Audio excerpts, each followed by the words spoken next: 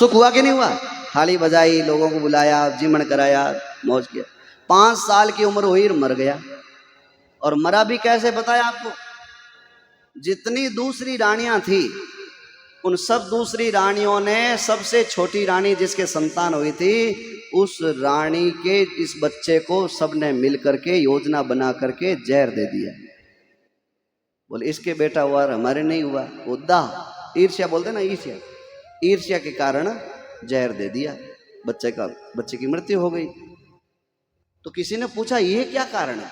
इतनी जनियों ने मिलकर के इसको जहर दिया, इसका क्या है? पूर्व जन्म की बात बताओ। तो बोले पूर्व जन्म में यही बालक बचपन में इसने एक भूल करी थी।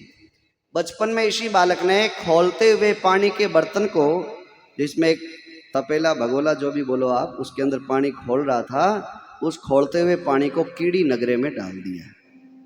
ऐसा छिद्र दिखा जमीन पर उसने, कीड़ियों का कीड़ी नगरा, और उस कीड़ी नगरे में डाल दिया। तो उस कीड़ी नगरे में जितनी कीड़ियां थी वो सब उस गर्म पानी के कारण मर गई। वही कीड़ियां रानियां बनी अगले जन्म बदला लेने के लिए, और उन्हीं रानियों ने फिर पिछले जन्म का बदला लिया, और उससे वो जो है बालक की हत्या हुई।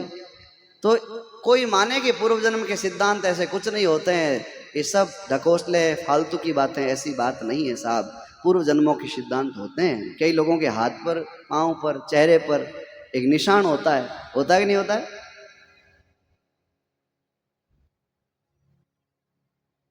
मेरे हाथ पर काफी बड़ा निशान है, काला।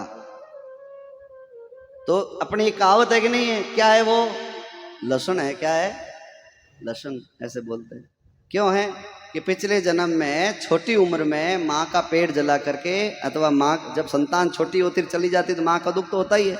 तो उस दशा में माँ कोई न कोई निशान लगा देती है।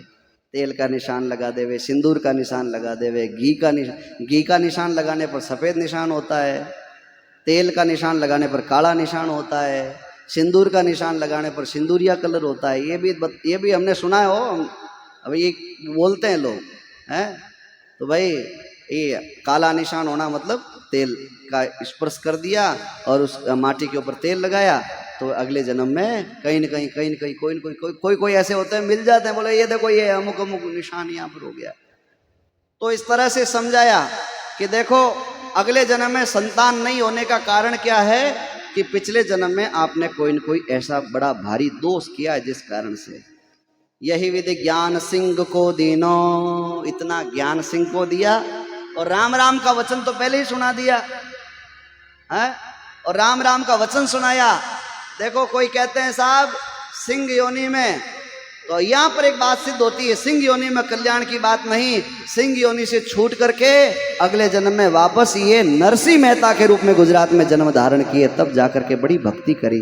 लेकिन उन्होंने गुरु रूप में पिछले जन्म में जो पीपाजी महाराज ने ज्ञान दिया था, वो ज्ञान अगले जन्म में जब नरसिंह रूप में जन्म लिए तो पीपाजी महाराज का ज्ञान उनका जीवन में यथावत रहा। ये ध्यान